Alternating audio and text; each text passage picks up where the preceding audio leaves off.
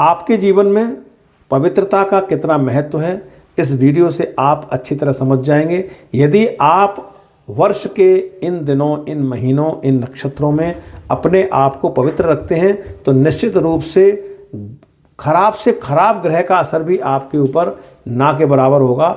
आपके काम रुकेंगे नहीं, आप माँ भगवती की कृपा से आगे बढ़ते रहेंगे अगर आप इन दिनों में अपने आप को पवित्र रखते हैं। यहाँ पवित्र होने का अर्थ आप समझ लें कि शराब का सेवन, मांस का सेवन, भोजन किस प्रकार से करना है, सहवास, बहस, बुराई और दूसरे की किसी भी नकारात्मकता में शामिल होना, ये सब अपवित्र होने के ही लक्षण हैं। तो इनसे अगर आप दूर रहते हैं तो आपको निश्चित रूप से बहुत बड़ा लाभ जीवन में मिल सकता है।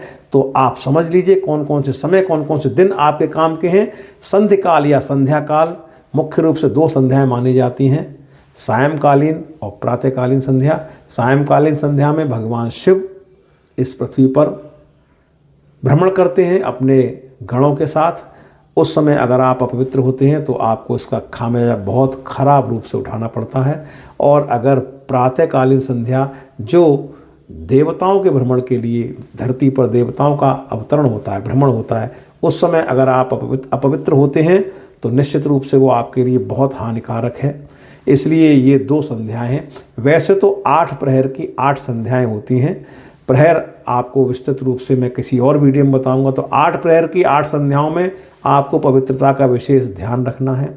दोनों पक्षों की 13, 14, एकादशी, पूर्णिमा, अमावस्या, इन दिनों में आपको पवित्र रहना है।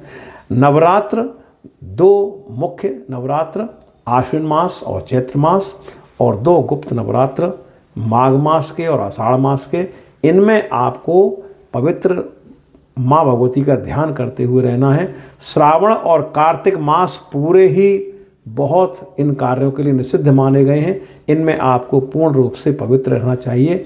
इसके अतिरिक्त रामनवमी है, जन्माष्टमी है, दीपावली, होली, शिवरात्रि, हनुमान जयंती, मकर संक्रांति, गणेशोत्सव आदि ये कुछ प्रमुख हिंदू या सनातन उत्सव हैं, त्यौहार हैं। इन पर भी आपको पवित्रता का विशेष ध्यान रखना चाहिए। अगर आप ऐसा करते हैं तो आपके जीवन में सुख शांति को कोई नहीं रोक सकता।